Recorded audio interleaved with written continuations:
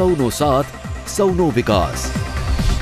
ગુજરાતે વિકાસનું સર્વસમાવેશક આયોજન કરી કલ્યાણકારી અને વિકાસલક્ષી યોજનાઓનો અમલ કર્યો છે। ગુજરાત સરકારે 0 થી 16 આંક ધરાવતા ગરીબ પરિવારોને જમીનના પ્લોટ અને સહાય આપવાનું કામ પૂર્ણ કરી દીધું છે અને હવે ગરીબી રેખા નીચે જીવન જીવતા બધા જ પરિવારોને આવાસ મળે એ દિશામાં ધ્યાન કેન્દ્રિત કર્યું છે। આ માટે રૂપિયા 500 કરોડનું આયોજન કર્યું છે। હવે ગુજરાતનો એક પણ ગરીબ ઘર વિહોણો નહીં રહે। આઝાદીના 60 વર્ષોમાં વાદી સમાજ માટે માત્ર 75,000 મકાનો બન્યા હતા, જ્યારે આ સરકારે છેલ્લા એક જ વર્ષમાં 1 લાખ ઘર બનાવ્યા છે।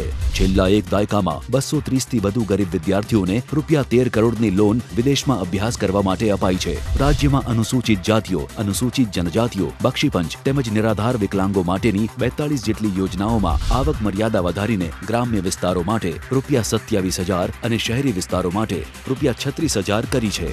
છેલ્લા 10 વર્ષમાં મામેરા માટે અનુસૂચિત જાતિની 44,000 કન્યાઓને રૂપિયા 22 કરોડ તથા બક્ષીપંચની 55,000 કન્યાઓને રૂપિયા 27 કરોડની સહાય અપાઈ છે। આમ દલિત, પીડિત અને શોષિત સમાજ વિકાસ સાધી મુખ્ય પ્રવાહમાં ભળે તે માટે ગુજરાત સરકારે સંવેદનશીલ અભિગમ અપનાવ્યો છે। આને કહેવાય વિકાસ। સૌનો સાથ સૌનો વિકાસ।